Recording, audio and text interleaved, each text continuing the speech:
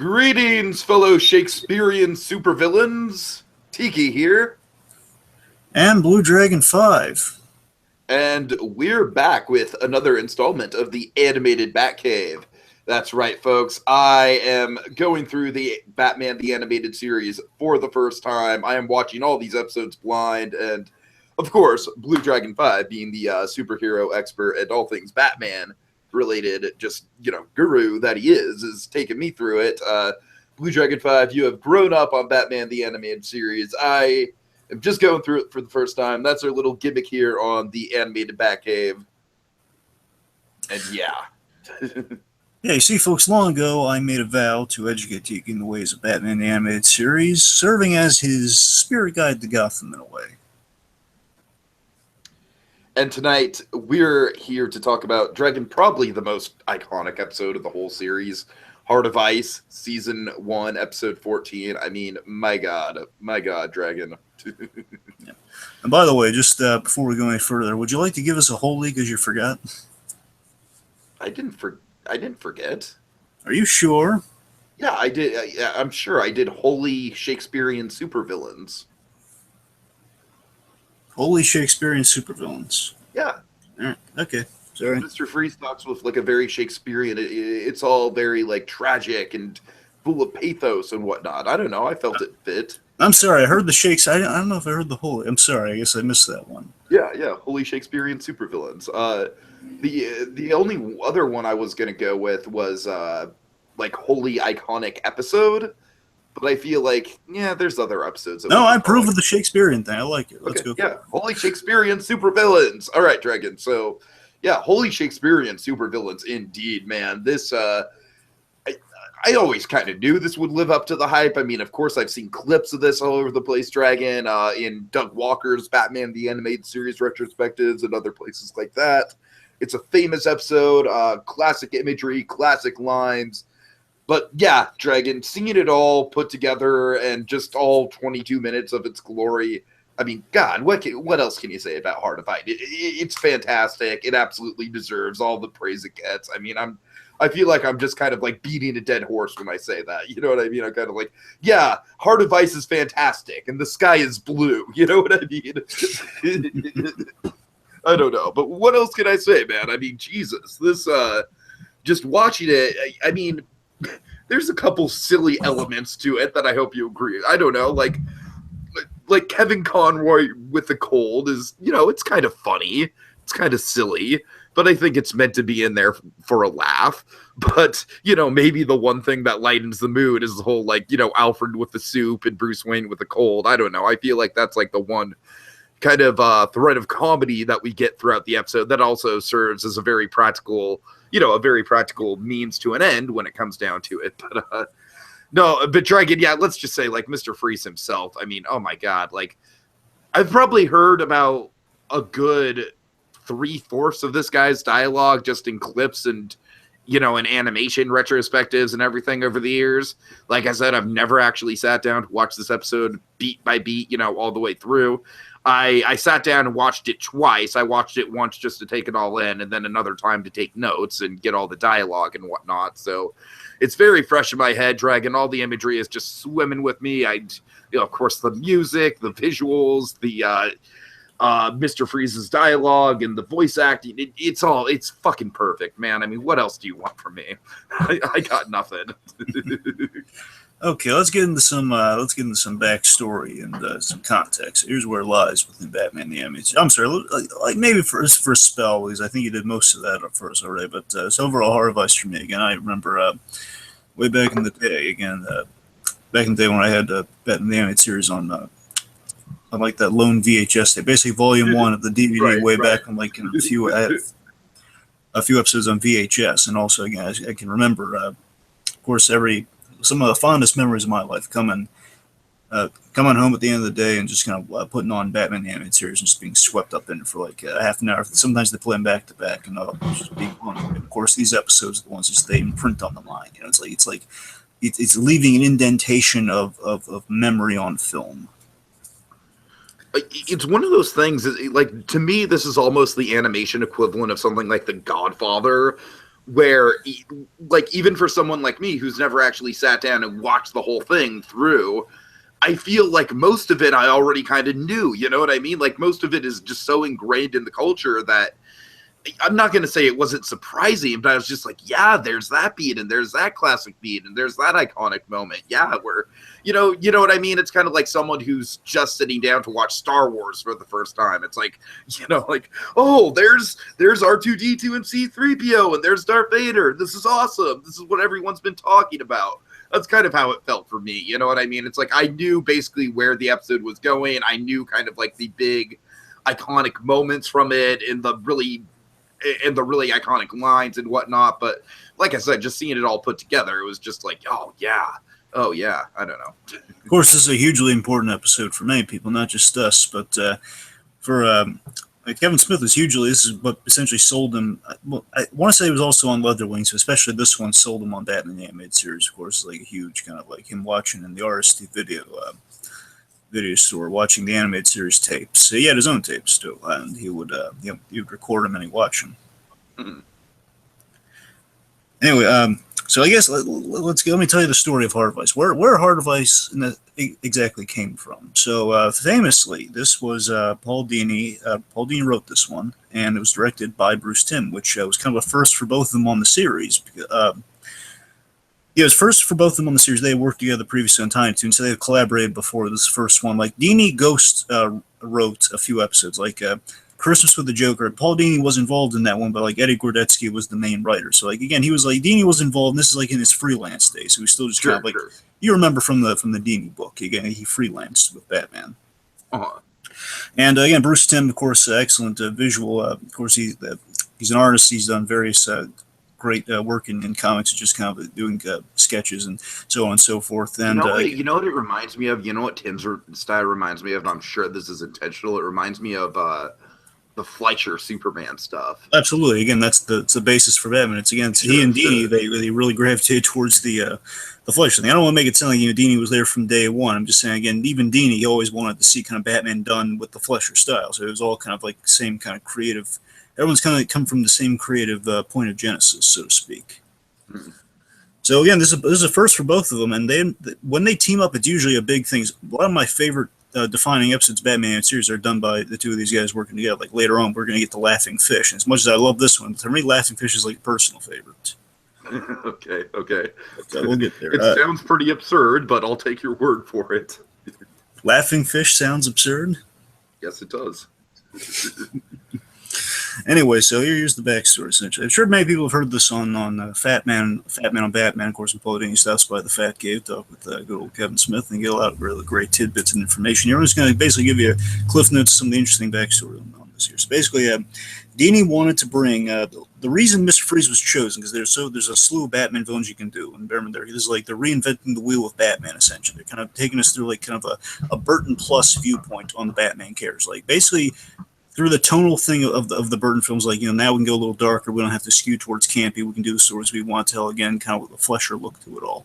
Mm-hmm. So Paul Dini, he basically brought the idea to the table, let's do Mr. Freeze. Let's do a Batman villain who hasn't been seen in animation, first off.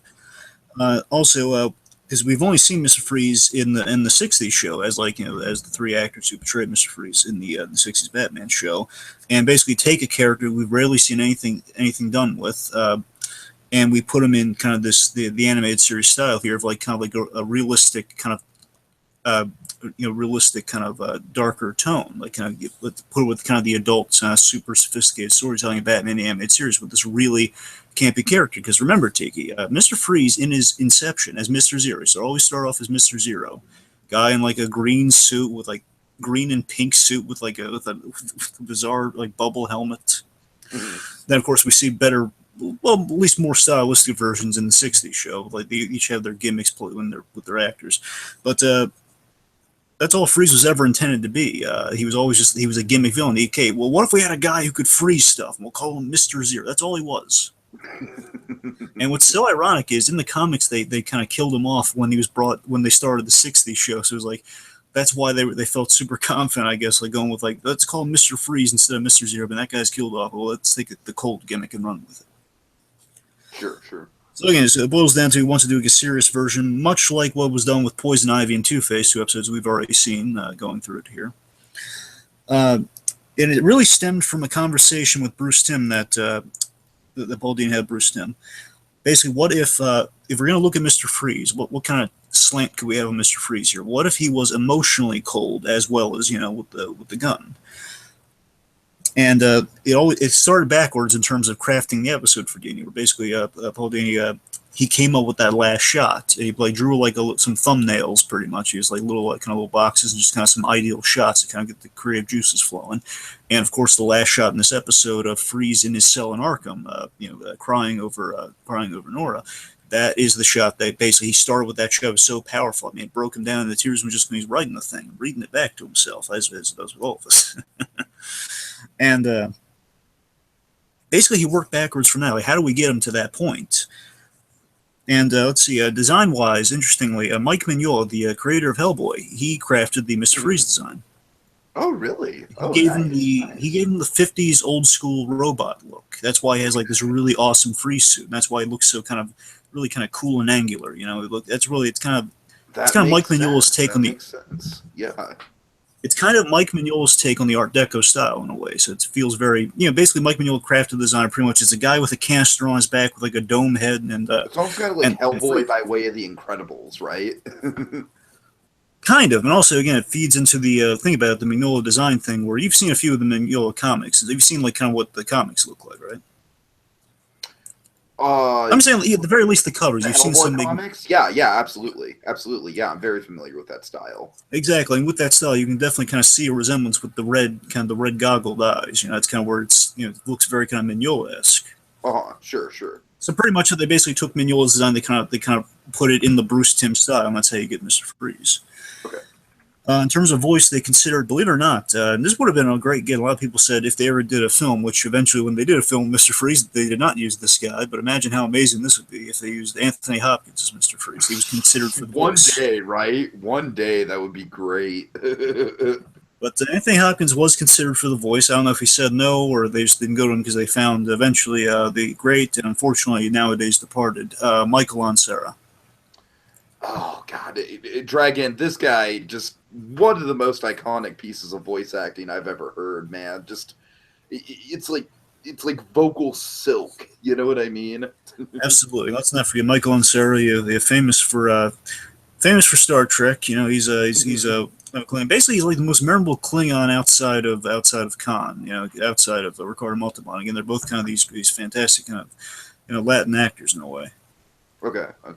But, oh my God, Michael Ansara, as you said, he does such an amazing job. Mark Hamill, in reflecting upon him, again, the big challenge of Michael Ansara he faced with Bruce Timm directing the episode was that, probably Andre Ramon in terms of voice direction, was that they kept telling him to scale it back. Again, he's dead to all emotion, so you got to really kind of have a baseline there if he can't emote. Yet he has to. I'm glad that they took the time to direct him like that, though. Exactly. Obviously, the results pay off. And this story comes from Mark Hamill, because again, Mark Hamill, he's such a huge fan of the show, and this is Mark Hamill's first episode with Batman the Animated Series, because he voices a character in this episode.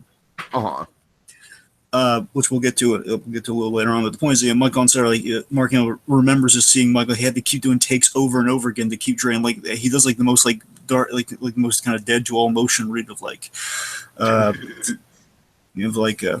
and vengeance is a dish best served cold. And they're going to tell him to do it again. He has to make it even more emotionless, Vengeance is a dish best served cold. Think of it, Batman, to never walk. He has to keep. He's got to keep draining the emotion out of it. The other last notable thing to really mention here, this is important. Spectrum did the animation for this, and Spectrum Tiki did amazing work on Batman the Animated Series. It was one of their. They did some of their best episodes, along with Mask of the Phantasm, which, as I mentioned, of course, is kind of the blue meth of Batman. Essentially, it's the highest.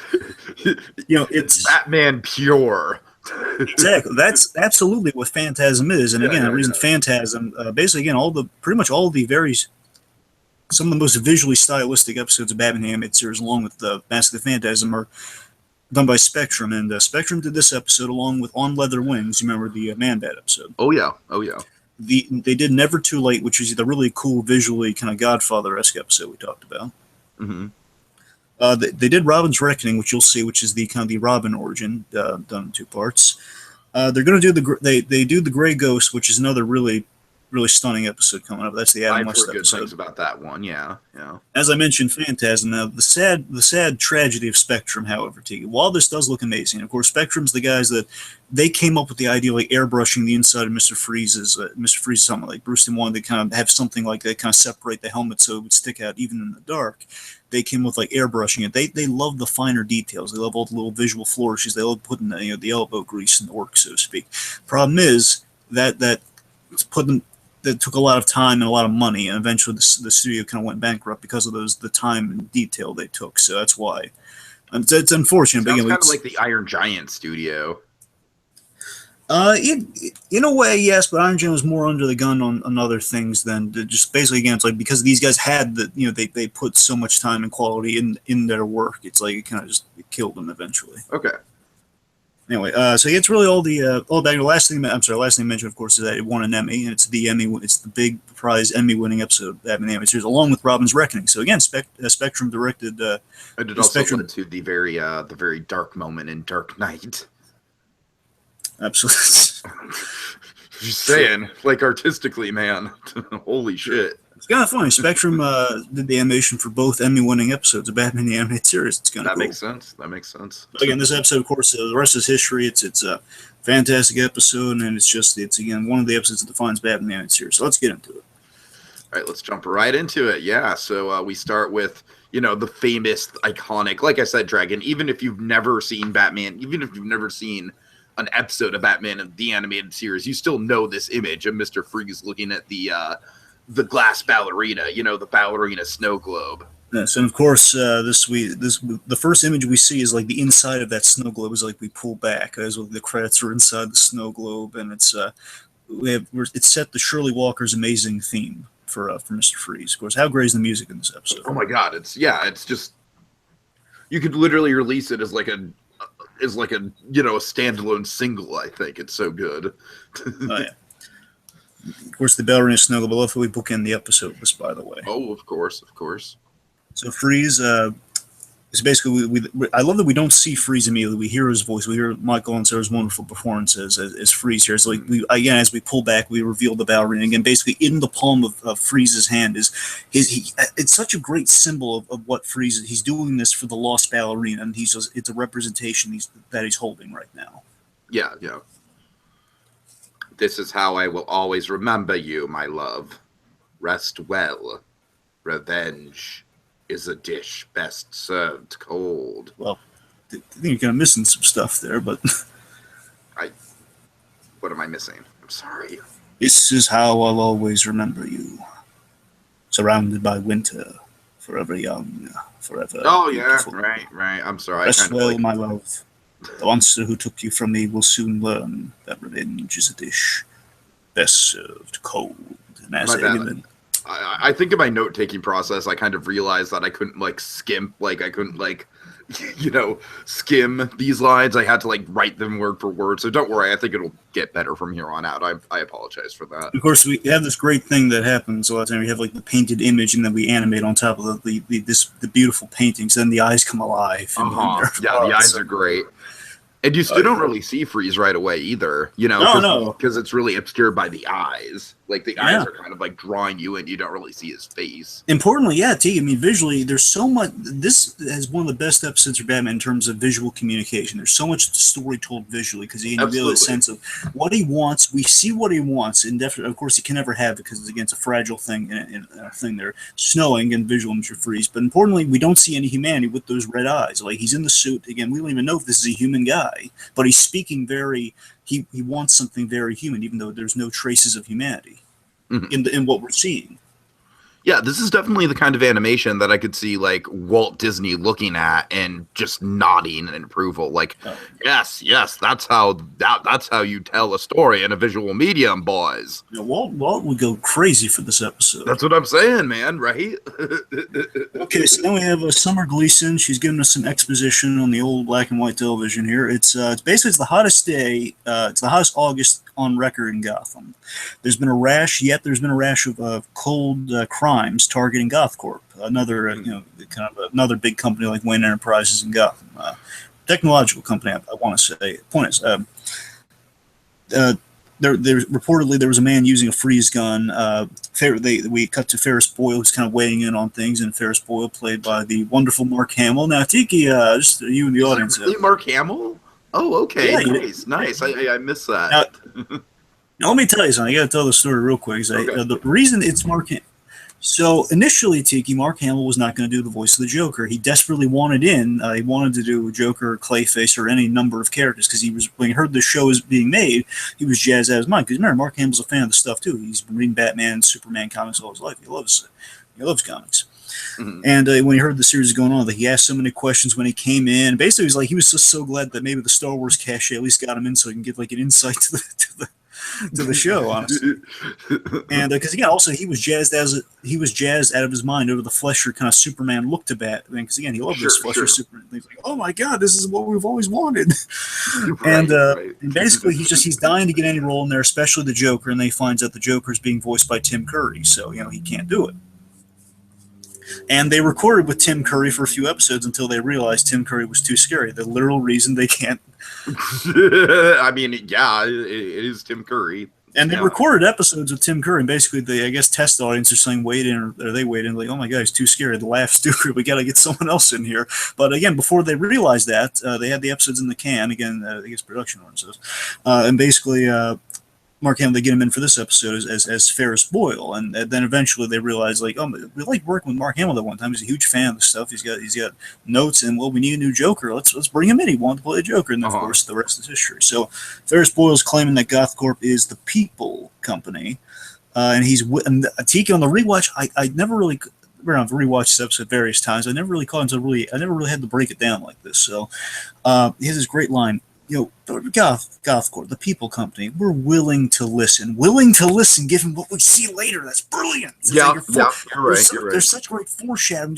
They really drive the knife in, like how terrible a guy Ferris Boyle is, with that little veneer of like, hey, I'm trying to be Bruce Wayne. And he really is just like, he's kind of like the antithesis of Tiger Philanthropist. I mean, he is not giving back to the people, Dragon.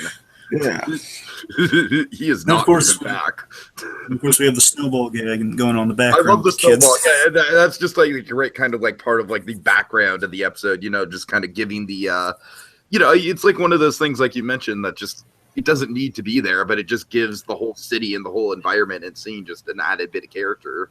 And then I completely forgot about this. How great a transition this was. So as we see that news broadcast, which for us, the audience, like, okay, we're just watching it on TV, a random TV, but no, we're actually seeing it on the back computer. So again, Batman multitasking. He's watching the news on one of the monitors of the back computer, and it's such a great transition of like, okay, news to the plot, and it feels like we're kind of in the middle of a Batman episode almost. It does, yeah.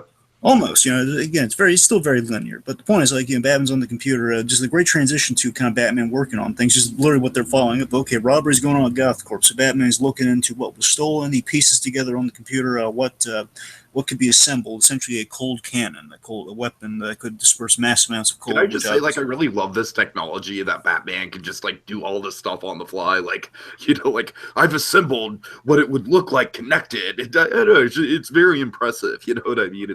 I like that.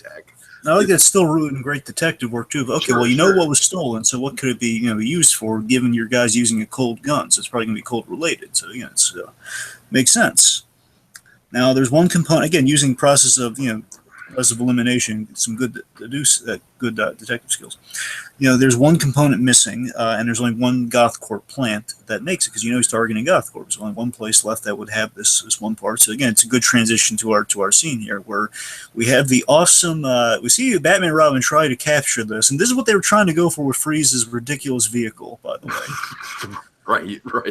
We should mention this at the top. You got to remember, this episode, of course, is Batman and Robin try to capture moments from this, and sometimes they're moderately successful, sometimes very much not. I mean, if I really want to get into it, I think it's less so they're trying to capture moments from it. I mean, they are, but I think they're doing it in like a very fan servicey kind of way of like, hey, if we sneak this in there, you know what I mean? And Yeah. yeah, when they do sneak it in there, it is cool for those brief moments we do get in that movie. But I don't want to talk about that movie, Dragon. Honestly, I want to focus on. Like, I really don't want to think about Schwarzenegger when talking about this. It's such a different world, you know. Well, the point is, I just wanted to say, for me as a kid watching this, and then eventually watching that movie, it's like I remember the freeze van. Oh my god, remember how cool the freeze van was? And then it's like, oh, that's not cool at all what they did there. That's just it's kind of bulky and it's got all these. Basically, it didn't look. It was so simplistic and cool because we also saw this van again in the Mr. Freeze animated movie, which. Right. I'm saying, like, we got to see it twice. Like, yeah, it's cool. Literally. Anyway, so basically, Freeze and his men, the Freeze van crashes through the gates as it like freezes like something. It basically barrels through this guard gate with the Batmobile following, giving chase. And Freeze, I love this. I love you can stick the freeze gun through like the openings, like little windows of the van. I know. Later on, I had no idea what to call that thing. But right now, like, if sunroof was the only thing I could think of, so. Yeah, like right now, like before he does that, it's like he's sticking the gun through there. Basically, he's freezing the street to lose Batman. So he's swerving all around the Batmobile. Then we get one of the great things when the Batmobile can actually do this in various versions, where it shoots out a grappling hook from the side. Yes, I knew you'd love that. Grabs onto a post, and then basically it kind of swerves into kind of a crashing stop. Then we have like the sunroof bit where you get the freeze guns out of like this little periscope hole. I thought it was like a periscope thing, but again, it doesn't. It's regardless, just a little hole in the roof. It's a hole at the top of the car. Yeah, basically it freezes the door, and then they drive right through the door. I love, again, it's stuff that's very direct, very very based in, like, this makes sense. Again, if you have a cold gun, he's not gonna like blast a hole in the thing. You got to drive through it. You weakened it, and again, like there's that great kind of illogical logic. Okay, if there were a freeze gun, how would it affect things? Sure. Let's see. So the men are loading. I'm sorry, take us through some of this. Yeah, well, Batman, he's kind of getting himself into position as the men are, loading the stuff out. Freeze, Dragon. One of my favorite shots is something that goes by really quick, but just kind of shows you Freeze's power. Is you see those security guards, right? And they're kind of like rushing to the scene. They're like, "Oh my God, what's going on?" And then Freeze just, freezes the whole wall shut. It's like just giant icicle right in front of the door. Like the security guards are just a non-factor. I don't know. I love that touch. Oh yeah. Again, as the men are loading the canisters, Batman descends. And I love he descends twice in this episode, and both are really awesome. The second one looks even better, but here it's like, he descends, he takes out all the guys, like he's like a roundhouse thing on the, like, basically kind of kicks them all down, which is pretty cool. As he takes the men out, then Freeze. Freeze! That's Mr. Freeze to you. and then Batman, I love that. I always remember this shot too, because in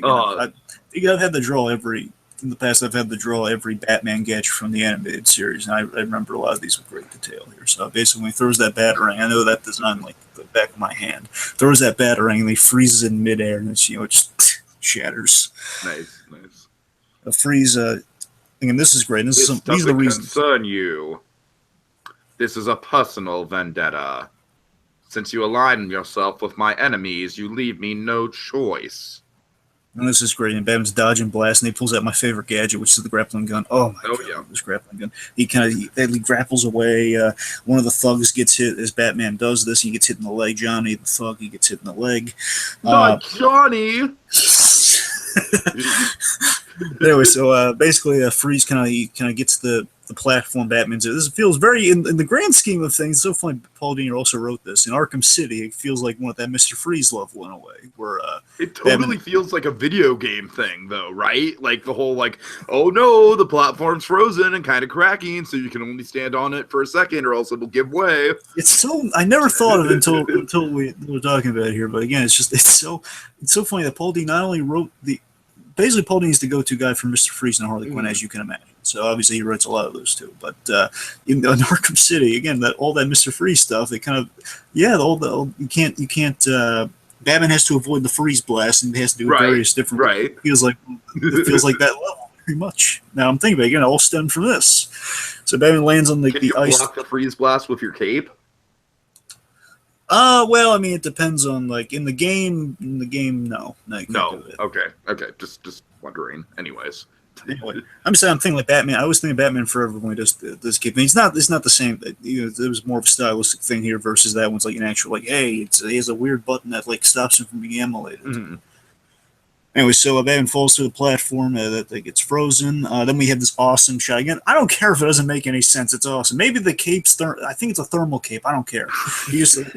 Batman shields himself. Basically, again, he's getting iced on top. That's what it is. He breaks off the ice. Dragon, I'd say it's safe to say that's like a quintessential like John Lasseter "we don't care" moment. Yeah. Anyway, so like that great shot, Batman shielding himself in the cold. Such a cool action shot, isn't it? Oh yeah. So then the men try to take us through the moment here with the men. Yeah, this is actually probably one of my favorite moments in the episode, and definitely one of the few moments that I had no idea was coming. You know, because really iconic. Yeah. I mean, it's not as iconic as like the big grandiose speeches that Freeze gives throughout the episode, which is more what I'm familiar with. So so Johnny, not Johnny. I'm sorry. You know what that's a reference to, right?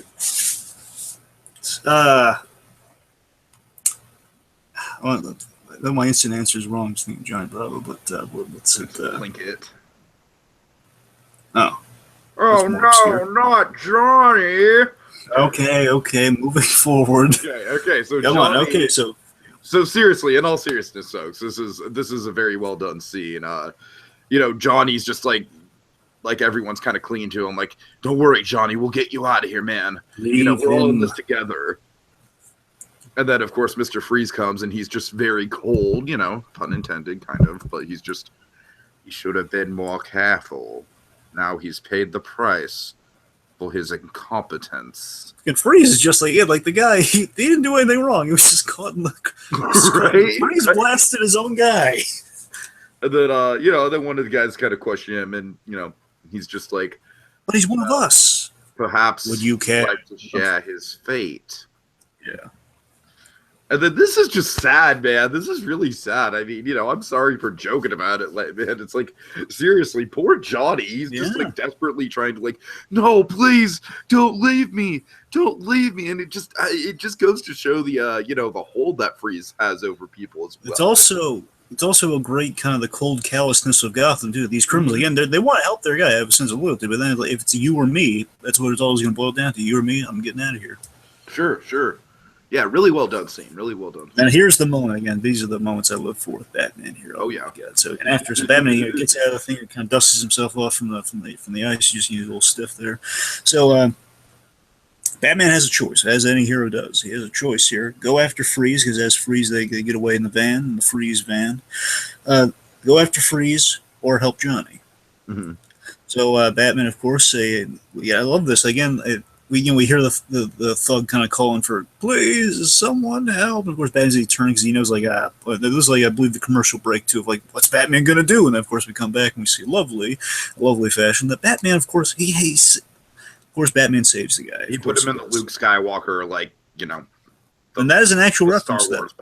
That is an actual reference to that, by the way. I mean, I figured, because it's pretty much, on the nose. It's pretty much the design, yeah. Now, part of me wonders, because I believe that's directly, we had 2 Empire Strikes Back references in this episode, and I think that's mainly stemming from the fact that, again, it's before he was the Joker. That's because, oh my God, we got Mark Hamill, let's throw snow. That makes total sense, yeah. It is a classic Luke Skywalker moment, so. And again, they're subtle enough of it's they're kind of, if people get it or don't, it's they still fit the story well enough. So yeah, sure.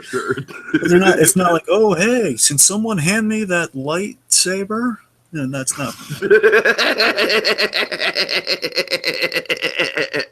Anyway, so Alfred takes, and again, I love this, and I don't think we ever see this again. I always remember this from this episode. That Alfred takes the back escalator. Yes.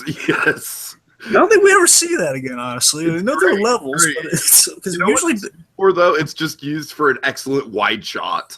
Yeah, It's yeah. just the bat escalator just gives you the power of the wide shot. It's also pretty funny too because you usually in the Batcave, Batman has an elevator. I didn't know he had an escalator. So apparently, Batman can choose if he wants to. Again, the medical Oh my station for the God. Batcave has an escalator. I love it. It just seems so convenient. It's like, oh man, he's really thinking about it. Alfred's had a long day. Maybe he just wants to, kind of take like a step, and he's all the way up there. All right. Anyway, so Alfred's taking the bat escalator. We see the BAFTA healing tank for basically the chemical bath thing is kind of rooted to this kind of BAFTA tank. Alfred comments on this, and he comments on Batman showing compassion on a man who would let Batman die on a normal day. We have the tissue line, which is kind of a nod at the 60s show. Like, with all those compartments on your utility belt, I'm surprised you don't have one for tissues. Now, let's just talk about this for a moment here. You're going to just piggybacking off what I love about Batman. Of course, he made the choice to save the guy. In this episode, you have a great examination of Batman and Freeze through their differences. Think about it. You get to see Batman with the compassion and vulnerability, because vulnerability with the human cold. What is the most human ailment we all face? What is the most human thing we all face? Having the common cold. Even Batman gets a cold. He's a human guy. We love to think of him as the big ideal, which he is. He's also human. It's the charm of it all. Freeze, on the other hand, in examination, Freeze, he's always cold on every front. He's cold and beyond emotion. Sure. Something a little beyond humanity in terms of, like, again, he can't really get a cold. He can't really, get sick, and he's just kind of in this perpetual thing. He's in a perpetual state that he put his wife in, which is also kind of sad. Mm-hmm. And he is also, again, both of these and both of these characters and what they have in common. They're both defined by their past and by their losses.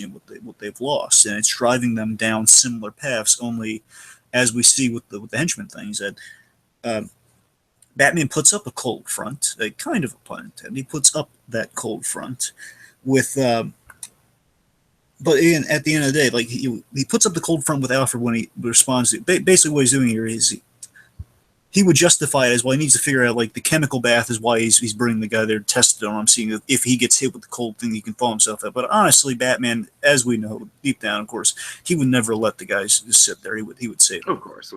That's the thing, because, again, one of my favorite elements of Batman always is that Batman would always save someone, even the bad guy. That's one of the things I love about Batman. He saves everyone, including the bad guy. But yeah, it's like, again, he now knows the chemical bath kind of precaution is that they're ready, which he's tested on this guy. He's going to drop him off the GCPD. Everything's going to be all nice and peachy. And Bruce Wayne, meanwhile, has a meeting scheduled with the ever lovable Ferris Boyle. Oh yeah, lovable indeed. It's so kind of trippy that Kevin Conroy and Mark Hamill have a scene together before Batman and Joker. I'm sorry, take your answer. Yeah, I like the line about, Bruce Wayne, you're still the horror of the Gotham nightclub, I hear, or the Gotham night scene. I'm like, it's funny because Bruce Wayne's a party guy, but he's also literally the horror of the Gotham night. I see what you did there. All right, let's see. Of course, Bruce is trying to learn if Boyle has any leads. Again, he's basically just trying to do some good detective work, which is the kind of stuff we got in On Leather Wings, where Bruce Wayne just kind of doing some daylight detective work in a way, where he's just he's figuring some stuff out, which Bruce Wayne would have an in with Ferris Boyle. He learns of basically who would any suspects. These are kind of the personal things. So basically, Batman would take probably a little bit longer if he figured this out, without just kind of talking directly to the guy. So talking directly to the guy, finds out there was an angry ex-employee that would be the culprit for this. Only thing is, as Ferris reminds him, as Ferris informs him, the guy's dead. Mm-hmm. So unlikely that it's him. He asks what happened. First and foremost, also, we got to look at how Boyle is without his false facade of, like, we're the people's company. Which, by the way, Mark Hamill in this episode, the reason the public face of Ferris Boyle is very much styled after Phil Hartman. Okay. No, seriously, he was trying. He's doing kind of a pseudo Phil Hartman when he's doing, like, the public. Right. And again, he just really is a slime bag, right? It's just like, oh, sure, the people company is good PR, but when those wage slaves start acting up, it's time to pull the plug. Am I right, Bruce? I'm gonna hit upon that line in just a second here. But again, basically, he goes to there's a scientist that used his company property, which led to a struggle, which led to an explosion, and then they lost him. Now, again, these are the lines I call them the rewatch thing. Like, that one line he has, like, it's so thematically tied into the tragedy of what has happened here, which is time to pull the plug. Like, oh my God, he Oh, pulled yeah, the plug on the sure, man's sure. wife. That's horrendous what he's done there. And again, he's making it sound like he's in the right. Just what a slime bag. But as you said, it's so, again, I love the layers that Mark Hamill's bringing here. Basically, this guy is he's so much like, what if Bruce Wayne wasn't Batman and Bruce Wayne the businessman became corrupt like so many in Gotham. And I'd say it kind of goes without saying, but one of the big thematic things with this episode is that Mr. Freeze, at the end of the day, really isn't that much of a villain, and this guy probably is the true villain of the episode. And in the end, who's going to get away more scot-free? I mean, thankfully, thanks to Batman, they make sure justice is done. But I mean, at the end of the day, who would have, if Batman did not intervene, who would go down for it and be seen as the villain? Sure, sure. So again, Batman did a better service than Mr. Freeze than Mr. Freeze would ever cop to, in a way. That's true. That's very true. Again, it just shows you, again, it's more proof in pudding that Batman's way works versus, I'm saying Batman's way works than the villains would like to admit, Mm-hmm. But again, it's just a really great kind of layered thing that Hamill's doing here. Where again, you have kind of like much like Kevin Conroy does, like the two sides of Bruce Wayne. You have like the public, the public. We're the caring company versus like, yeah, it's me, all mine, money. Right. Of course, Kevin Conroy, again, of course, him doing his great thing here, where he does like kind of the great layered thing of Bruce Wayne, where he says, "I feel ill," and then Boyle's like, "Wait, what?" He says, "My cold, Ferris. I got going." And I mean, Kevin Conroy, he's like coughing throughout the whole scene. He's doing a great job of like faking being sick. Does the nasal thing well too. It sounds like he's congested. Yeah. And think about it, Dragon. We're talking about an actor who has to voice a character who's acting like he's sick. Yeah. It's like that is just like a really layered level of voice acting right there. Absolutely. All right. I guess one last thing to hit, again, the great irony, and not the irony, but it's one of the great things in the writing, of course, is how we examine compassion and being human through all three of our characters here, through Boyle, Batman, and Freeze. I already mentioned kind of Batman and Freeze, where they boil down, no pun intended, where they measure up there. And of course, with Ferris Boyle, you have the guy who's like, he's being celebrated for being being so human, being so compassionate, which of course he's the complete opposite of. Mm-hmm. Yeah, so that was real clever. Anyway, so as Boyle's being interviewed at, this is a good fake out. What'd you think? Take us through the fake out here. Yeah, he's being interviewed on the TV, and then the TV is just essentially blown out by Freeze in his lair. It's a rare color TV in Gotham. Yeah. As he's talking about like humanity, compassion, charity. Humanity, compassion, charity. Where were those pretty words when she needed to hear them most? Oh yeah. I love the phrasing on that. Where were those pretty words? Again, it's like Freeze essentially calling Boyle out on like his right on the stuff right there. Like yeah, it's like again, you feel Freeze's pain in that scene where he's watching this scumbag being celebrated. He's having an award show of like, hey, I'm all about hearing people out. I'm all like the complete opposite of what happened. And again, we're sympathizing so much with Freeze in that scene. Like, yeah, I mean, Boyle needs to be stopped, but maybe he shouldn't be a Boyle sickle, So essentially, Freeze, this motivates Freeze. Like, we have to strike tonight. The cannon must be completed. For I have my own warm wishes to bestow upon Mr. Boyle. Okay, so let's see. We're back at the Batcave. Batman and Alfred are going through files and old newspaper clippings and whatnot to see if they can find something on. Or seeing those few familiar ones. Yeah. I'm just saying, we saw the Harvey Dent thing from the Poison Ivy episode. Sure. As long as they have bad, but Ben's looking into Victor Freeze. Yeah. Okay, and then, of course, good old Alfred comes up with Deus Ex chicken soup. Yep, Alfred gives Batman the only way to fight a cold. Yep. And just to specify again, I love that they really did. I love that Paul Dini being the great writer. He really did think about the great logistics of this. Okay, so Batman, he needs to. Basically, there's a line here I didn't really catch before, which makes all the sense in the world logically. That okay, well, GothCorp has covered up what happened to Victor Freeze, so he's going to have to go to GothCorp to unveil the files. I mean, I know it's like just assumed like, okay, well, Batman's just going there. So they never really kind of thought like, oh, it's in dialogue really naturally. Okay, well, he's got to go to GothCorp to get the files. Mm-hmm. that he needs to uncover the cover-up, essentially. Mm. Anyway, so again, right after the chicken soup, Bruce, and this is some of my favorite stuff too with Batman, of course. I love when he goes undercover like this. Again, this is like him going as Matches Malone. He's not Matches Malone here, and a lot of people like to jump to like who these characters are. He goes undercover as it's a guard. So he goes undercover as a guard to. I'm sorry, you want to take us to the guard gag? Well, yeah, basically, I mean, I don't really have it written down word for word, but he also, again, he's keeping up that cold front. You know what I mean? Yeah, I like again. I love the detail that he has like blonde hair and stuff, so he doesn't look like Bruce Wayne as a security guard. So like the truth that kind of threw me off a little bit the first time I saw it. Yeah. Like Mr. Boyle says, you can come to the party with his compliments. Really? Yeah, come on. Hey, I love this. I love the guard. Such a nice guy. Like he's starting to cough and sneeze. Like, hey, you okay? I'm fine. You get out of here. You keep going. You have a good time, you rascal. You. Yeah, it's a cute. It's bad being nice to somebody, you know. Then uses the master key card. And I catalog all these things. Like I know these like the back of my. Uses the master key card. Then he basically gets into the secret file room. And this is one of the best recurring images in Batman the Animated Series that it made famous. Batman going through files. Sure. It's a simple one. It's an easy one. Like it's basically Batman with files and Batman getting into files with a flashlight. Mm. So we see photos of Nora, and again, Tiki. This is visual storytelling. That's fine. You want to take us through what we see here?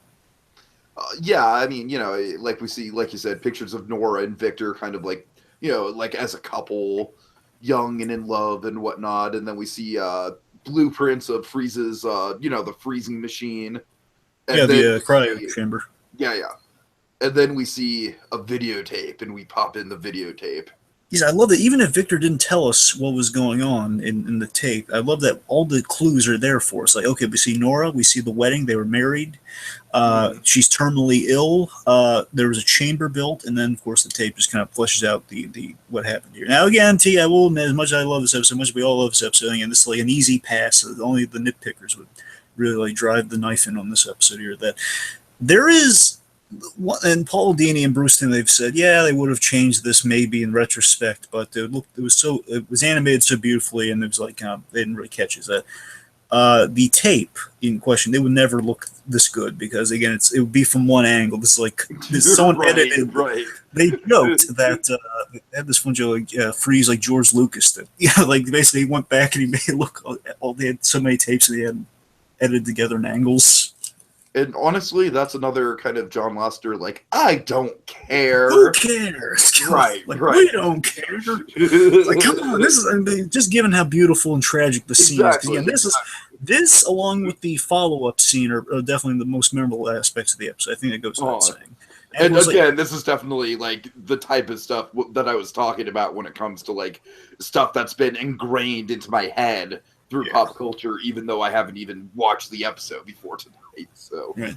So of course, Victor Freeze is giving us the lowdown what he's doing here. Again, pretty much, he's basically the cryo chamber had a very noble purpose, that it was to kind of rid, basically, help sick people, and of course, to aid the sick and basically put people with terminal illnesses in there until it cures. Yeah, the standard cryo chamber thing. Mm-hmm. Nora was going to be the first test subject because she's in dire need of it. So as basically he's kind of narrating the process there, Ferris Boyle breaks in. Well, he enters with security guards, and things do not go well. No. You want to take us through what Boyle's side this is? Yeah, essentially Ferris is just like, I ordered the funding on this suspended 3 weeks ago. I'm already $3 million in debt. So, like we said, essentially translated to money. Yep. And again, I love, and this is, then bear in mind, let's talk about Michael Ansara here, because again, this is, oh my God, this is some of the, these are like the defining performances here, too, what Michael Ansara does here. Because again, now he can emote. He can emote in this scene. And this is like such a powerful scene for Mr. Freeze, because until the very end, we don't really get to see him kind of fully get to emote like this. And here is like, again, this is like a man driven to the brink of desperation. This is like a man who's trying. We see a truly good man here. Again, he's forced to desperation. I mean, yes, technically, like on a tax write-up, what he's doing is wrong here. Yes, it's not his. He should have ran this by Boyle. Yada yada yada. Boyle would never say yes. But the point is, while Freeze is in the wrong, again, you see the desperation, and you see he's pleading here as Boyle says, well, well, wait, no, you can't interrupt the process now. My wife's in there. Well, wake her up, bring her out. You can't interrupt the process now. And then he just says, I don't care. And again, that's when Boyle I have himself. every legal right to use it or not use my equipment as I see fit. Which pretty much says, I don't care what happens to your wife. Get her out of there, which means, hey, your wife can die for all I care. Which is, oh my, what a scumbag. Yeah, absolutely. And here's the moment. A lot of people glaze over this moment, Tiki, because I'm going to spend a moment with you. Everyone kind of glazes over this one. I love the gun moment. No, I do too. I do too. I mean, it wasn't something that I was like very familiar with, but yeah, in the moment, it is really well played for sure.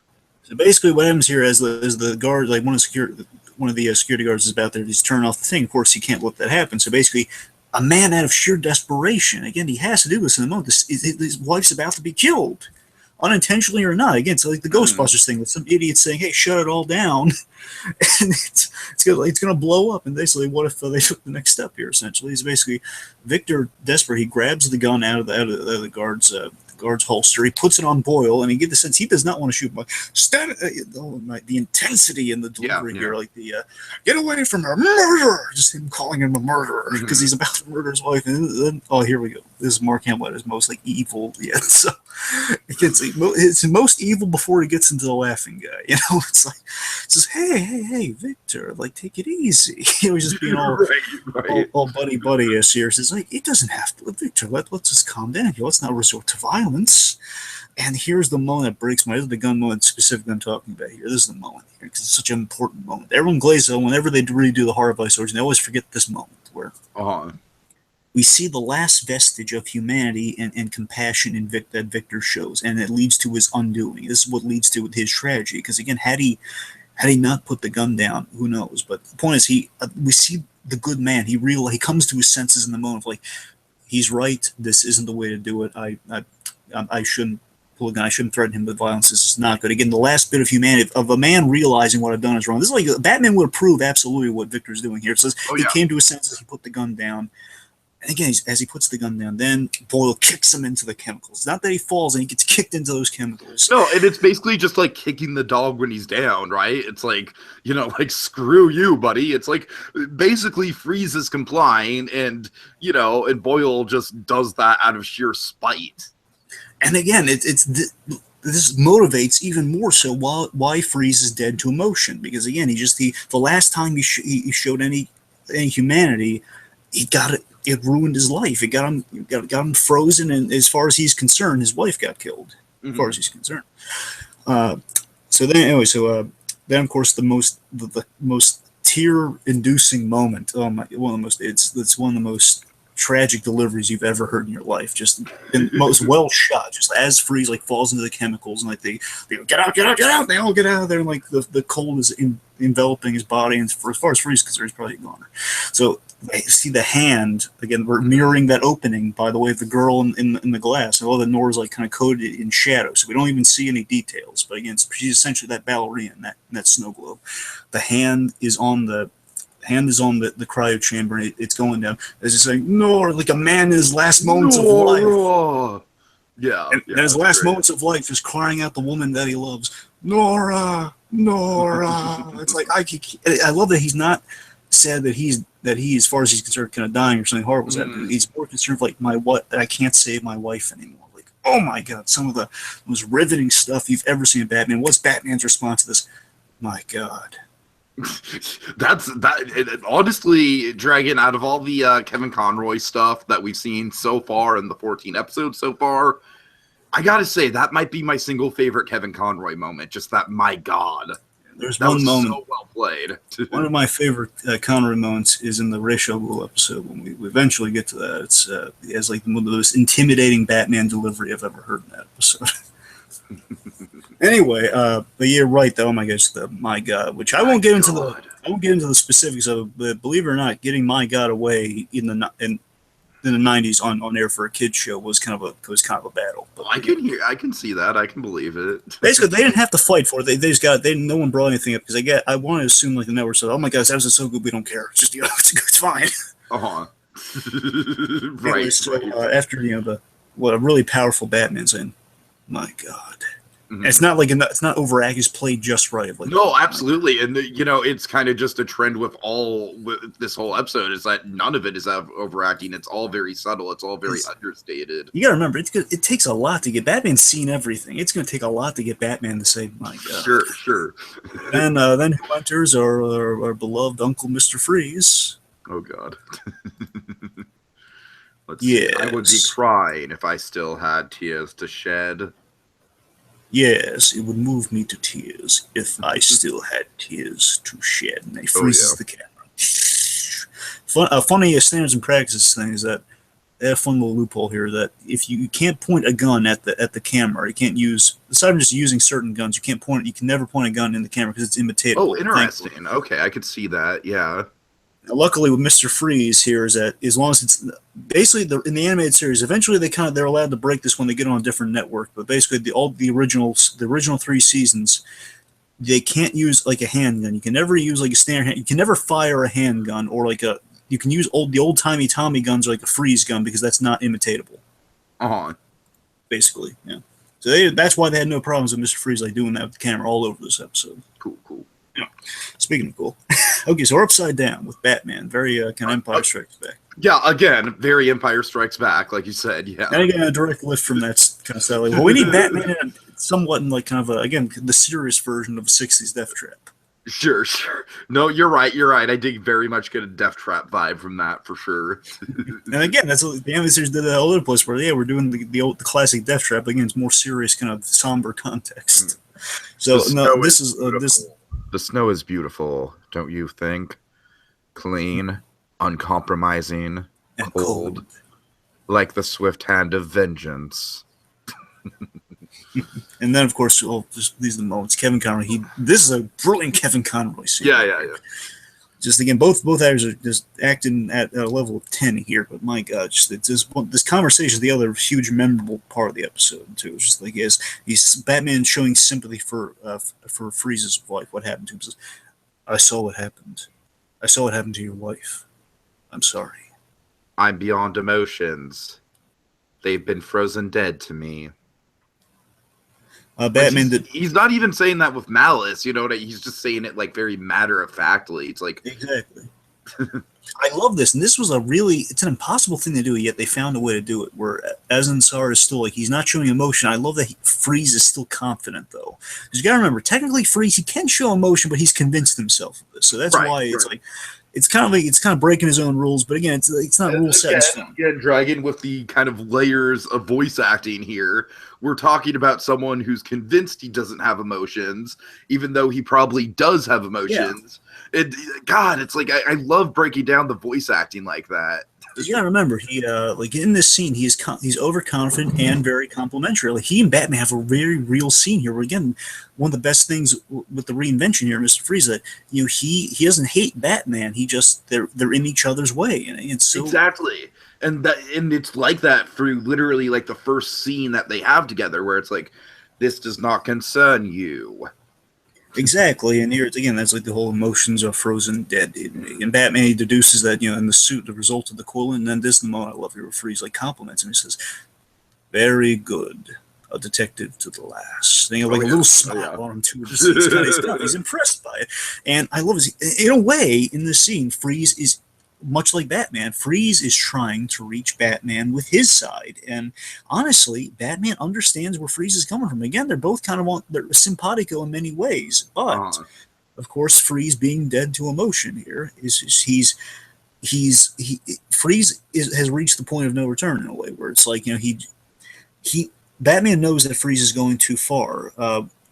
And basically, it always boils down to, while Batman is justice in this situation, Freeze is vengeance. Of course, Batman probably was going down the path of vengeance at some point. He always made that turnaround to justice, and that's why that's how they understand each other. That he understands what Freeze is going through, but at the end, Batman's going to go for justice, not hurting innocent people, and making sure you get, kind of an acceptable result. Versus like you're always going to want more and more vengeance. After you're not going to be happy after you take that vengeance. And that's what he's trying to get the Freeze here. But again, I love that Freeze still thinks that, he's trying to make Batman understand here. He's not like threatening, he's not yelling at him. Exactly. Yeah. So we get this wonderful exchange where Batman is just like, think of the lives that you'll, think of the innocent lives that'll be lost in the process of this. Would you really kill for this? And then, oh my God, and I. Sure. Go ahead. And again, the first bit of this line, though, again, you have to imagine this connects to Batman on a level like, Joe Chill killed your parents and you're never going to find him, that sort of thing. You have to imagine that's eating away Batman in the back of this scene. It's like, tonight I pay back the man who ruined my life, our lives. Again, even if you have to kill everyone to do it, think of it, Batman, to never again walk on a warm summer's day with a hot wind in your face and a warm hand to hold. Oh, yes, I'd kill for that. Oh, such a good line. Oh, just that last bit of, oh, yes, I'd kill for that. Yeah. I mean, I have nothing else to say, man. It's like Paul Dini absolutely deserved that Emmy. And on some level, that Batman, he 100% agrees with it. Yes, I would kill for that, but I know it's not right. It's Batman. Because anyway, so that's Freeze. Importantly, Freeze has Batman's utility belt, so again, Batman can't easily right stop him. So Freeze leaves the room to kind of go forward with the cannon thing. Batman escapes with basically grabbing not a lightsaber in this case. He grabs a like a nice stalag. Yeah, he's chipping away at the thing. You'll notice this is a fun little Easter egg. I don't know if you caught this. This is gonna be see how astute a viewer you are, Tiki. The symbol, the bat symbol here, it shifts color. It goes from black, from like black bat and yellow back to the reverse color. So yellow bat back, black ground a few times. Twice in this episode it does that. I hate to disappoint you, but I did not notice that at all. Well, I want to mention it because there's a funny story behind it. Is that they caught that happens all the time in animation. You have like these little like if you freeze frame it, you find a fault there. But Bruce Timm, they caught it, but they left it in there intentionally to reference the Filmation Batman, where they'd have those mistakes all the time. That's like a little reference to the animation. They kept those two. There are no prizes. That's the gag. Like if you mention like, hey, you caught it, no prize. Exactly. So Kevin Conroy, meanwhile, and this is funny, Tiki. I don't know if you got this either. So Mr. Freeze pulls up in the Freeze, not even with the Freeze, but it's the Freeze cannon on wheels, essentially. Mm-hmm. And the valet here, the valet gag, if like there's a valet taking cars, and then of course this thing pulls up in front of him. And this valet not only is modeled after, but also voiced by Kevin Conroy. This is what he actually sounds like and looks like. Nice. And of course, like Freeze walks up to him, this serious guy in an awesome looking suit, looking really intimidating, walks up to him and he just says, "Keys?" And Freeze gives him a look like, "Get out of here." He just gets out of there. So what happens? Let's see. So Batman's like kind of staggering around. I love the animation on Batman here. It's like he's still very stiff and cold, and you can tell he's having difficulty moving. It's very realistic. He's not just like instantly recovered from being up there in the ice. And as that's happening, Freeze's men, they're freezing the outside of the building with the giant cannon. Hiya, let the evil that walks inside be cleansed by pure, unforgiving ice. You're right, dude. The Shakespearean quality of like every Freeze line. It's so. It's like again, ordinarily it would be over the top, but it's being played so straight. Like, oh my god, it's just the lack of emotions that really makes it. Well, ironically, the lack of emotions kind of gives it more pathos. I know. It's so bizarre, but so awesome, right? Right. Like it's such a winning combination. Anyway, so then breaks the ice barrier that they're building from the outside, breaks through the window, and starting to kind of cool the inside to everyone. Then Batman, as you say, Batman kind of avoided being frozen inside the building as he escaped just now. Let's see. Then we get the awesome Batman, the second one, which is even better here. So Batman then descends awesomely. Oh yeah. And I love this one's even better because it's like he's in darkness, and if you freeze frame, be like one of those beautiful Batman images you've seen, which is descending from darkness onto a henchman. So then basically he descends from darkness as he throws like an icicle to stop the machine. He basically stops the machine. He grabs the utility belt. Then we have this awesome as he puts the utility belt on. He knocks out a henchman from behind with like one fist. Yeah, that's fun. Now this was Paul Dini's idea, and he framed this. The fire hydrant. Yes, the hydrant. They thought. Yeah, that was super inventive. I'd love to see them do something like that with Frozone and The Incredibles too. Oh yeah, yeah. Freeze gets over there and he's married. He has like a free suit that triples his strength. Like with his big old metal boot, he just kicks the lid off the hydrant. Okay, really quick with that, really quick. Like, it's not a knock against the episode at all. I just love how, like, kind of cheesy 1950s sci-fi this is. My suit also triples my strength, Batman. You know what I mean? It's charming. It's charming. It's like, we don't really need a ton of explanation for it. It's like, yeah, a suit makes him stronger. Why not? But again, it's kind of that overconfidence that Freeze has, you know? Sure. Anyway, so he just kicks it off at that hydrant and puts it's so great. And of course, the Shirley Walker score, which you mentioned, and basically from here on, the music gets even better. It's been all nice and whimsical and like again, it's like this. It's the ultimate. It's like the ultimate romantic music. It's like the romantic tragedy of like him losing Nora is exemplified in music. So now we're getting to like kind of the real action heavy side of that score, still in the spirit of that, but now it's like all amped up. It's like as the basically, as the hydrant's going up, he puts the freeze gun in there. Basically, he's jettisoned up as it freezes while the water's going. Mm-hmm. So he then jettisoned to the top floor of that hole he created earlier. So, it's brilliant. Again, the score's really heating up. It's getting really intense again. It's really building tension. Just love how it's like getting up there. So anyway, then Freeze kicks with a big old metal boot in the enhanced strength. He kicks the door down. Shirley says, "Who are you?" They're all asking, like, who is this guy? Who's the freezing criminal we've been hearing about? Surely you remember your old colleague, Victor Freeze. And they freeze his from the waist up, and that's a cold you don't forget. He's freezing him up to the waist, and then please, I'm begging you, please stop. And he says, "You beg? In my nightmares, I see my Nora behind glass, begging to me with frozen eyes. How I have longed to see that look frozen on you." And Batman charges in with a kick, and he's like, Freeze like knocks it offside, and then they're fighting each other, and then of course we have the it basically mentions the Batman the suit triples the circuitry in his suit. Which is kind of like a Dragon Ball Z moment in a way, but I love it. And again, Freeze is very, again, in the design and the suit, he's very kind of 1950s sci-fi. Exactly. It makes sense. That's why I'm totally fine with it. That's why for me it totally works. I'm not knocking it at all. I like it. Then, of course, we have the bit here, which is, it feels very Die Hard-esque, because I think initially they were going to go the Die Hard 2 route where he's going to use an icicle, but then they came with basically with the advent of the soup idea, it got even better. So basically, so Freeze again. He's like holding Batman by the neck, and do you have the line? What he says here? Oh, let's see. Yeah, I do. Sooner or later, all who stand in my way must feel the icy touch of death.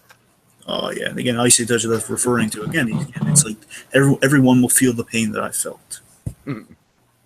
So then, of course, Batman pulls out the soup and just bashes it on the helmet, and then the heat of the thing just kind of cracks through, and then it seeps in like so well animated, by the way. Mm-hmm. It's like, and of course they have the cool robotic distortion of the voice with the suit, and like, it's so cool, so Vader-esque. Yeah.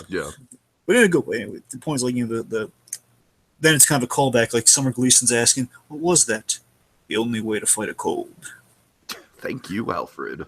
Yeah, and then of course, and this is heartbreaking because again, even in his defeat here, you're still rooting for Mr. Freeze. You feel so bad for him. He's just like crawling on the floor. The man is desperate. Like, you got to remember that we built momentum on this Tiki. Where again, I want to say the original plan is just to freeze the entire building, no matter who it killed. And then when Batman's threatening that with like, okay, we can't freeze the thing, where he's getting up there, he's gonna do it by hand if he has to. Mm-hmm. Just to make sure it gets done. Then again, in his last moves here, he's just trying to kill Ferris Boyle. In his last moves, he's just clinging towards him and says, "No, it can't end this way. Vengeance. Vengeance." And then we have the perfect answer from Batman. "No. Justice." Oh, yeah. Then he gives Gleason the tape. And I always loved how they frame this as one of my favorite kind of looks on Batman, where he has like half the cape look. He has like one arm exposed, and like under the cape he pulls the tape out from under that cape, and it looks really cool. This is like a couple of years ago. You have the line exactly, or just a year ago, Mr. Boyle interrupted an experiment, and in the process destroyed 2 lives. And then he walks by Ferris Boyle, all frozen and icy. "Good night, humanitarian." freaking yeah. Yeah. Then, of course, we get what inspired the whole episode. We get one of the most beautiful moments ever. Yeah, sure. So the only setup so again is Freeze is in Arkham Asylum. He's in his very special cold cell, which explains kind of the visuals coming up. And oh boy, so again we mirror the opening with what happens. Okay. Freeze talking to the snow globe. Oh yeah. The shot here, actually, the one we're using right here. Mm-hmm. I failed you. I wish there were another way to say it, but I cannot. I can only beg you for forgiveness and pray you forgive me somehow, some way, some place where a warm hand waits for mine. Oh my god. Again, Dragon, it's like on surface level, in the hands of a less capable voice actor, that could come out sounding cheesy as hell. But just the way that Dini wrote it and the way that the acting is delivered, it's perfect. It's perfect note to get end out on. And then, of course, Dragon, we see the very somber note of Batman watching Freeze in his cell, through the window. And you get the sense, you get this very, very distinct sense, at least I do, Dragon. I'm sure this is meant to be this way, that Batman is not entirely satisfied with what he's done. You know what I mean? No. Again, he's looking upon him with, I'm not the one first to say this, but again, he's looking upon the man with compassion, which again is kind of the theme of the episode. And he's just like, so the end of the episode is basically like, how the hell did things end up this way? And then it ends, and there's no real resolution to it. I mean, unless you count something. It's another day in life. Gotham doesn't have happy endings. That's what it is now. I gotta mention, ending might be the most powerful thing of all, and maybe one of the big reasons why this episode's so remembered. You're right about that. I also gotta mention two things here. Again, as he's holding the snow globe there, you notice, like, again, bear in mind that last shot we see of Freeze before we pull outside of his house is him in that cell is what Paul Dini drew, and in addition to mirroring the opening, of course, Freeze. The idea was Freeze is crying, and I have to mention Batman and Robin for this case because this is kind of funny how this worked out. Okay. Because Dini and Timm's initial idea was that Freeze. They say if they ever go back, they would change it to this. Of course, Batman and Robin basically kind of stole the idea. I guess somehow they heard about it and they put it in the movie where basically Freeze is crying snowflakes. The original idea was Freeze was to cry a snowflake. And Batman and Robin, they did that, so there's a little reference to what they wanted. Basically, they ran out of time and stuff, and they weren't able to get in there. But I loved it. There was like a little detail they did get in there, though. As it's snowing in the cell, you'll notice Freeze, when he puts his hand on the snow globe, it looks like the snow globe gets frosted. Yeah. Really because Batman's look upon Freeze, and like he's like another happy ending in Gotham. And he's oh gosh, it's like a beautiful symphony, especially with that score in this episode, like that. Da, da, da. Again, it sounds like the ballerina thing. That's the whole idea with the scores. It's so beautiful. It sounds like that. It's Nora represented in that snow globe with that. It's like a little music box theme to it all. Oh, it is very music box-esque. Yeah, you're absolutely right about that. Oh yeah, oh my gosh, absolutely. And we've reached the end with that. Just one of the most beautiful, stunning episodes ever. Yeah, I don't really know what else we can say about it. We can just praise it to high act. Like, it's really good, folks. It's really good. It's amazing. It's, oh my God, the animation and the acting and the writing. It's just, praise. All right, I think we praised it enough. I guess with final thoughts then. That pretty much was my final thoughts. Let me try to phrase it. I have nothing else to add. Go ahead. I guess it's an amazing episode. The episode represents Batman the Animated Series at its best. With I usually say Mask of the Phantasm for me still is like that's the absolute perfect version. But this is the TV version of Batman, of Mask of the Phantasm. This is like the ultimate selling of Batman the Animated Series. Like if you have to sell someone why this show is amazing, why is everyone still talking about this show? This episode is the one you show them. With the pathos, the character, the pathos, the characterization, the hallmarks of Batman. It reinvented a Batman villain so definitively that it is, so definitively that character. It changed that character forever. It altered that character forever going forward. We always go to this with Mr. Freeze. So if you look at like kind of how to do a villain origin, if you have how to do an effective villain origin, you always look to this episode. Just kind of something, an excellent structure, like a villain you can root for. You always look to kind of this episode. It shows what this episode again shows what the show can be and what quality storytelling looked like. What quality storytelling told through animation looks like. And this episode, not even if everyone never saw Batman animated, if they only saw this episode, they'd still be blown away by it. It's like just storytelling through animation that's just flawless, and it's amazing, and it's everything you want in the media. Oh yeah. Okay, and I guess, Dragon, with that in mind, I'm sorry. Right.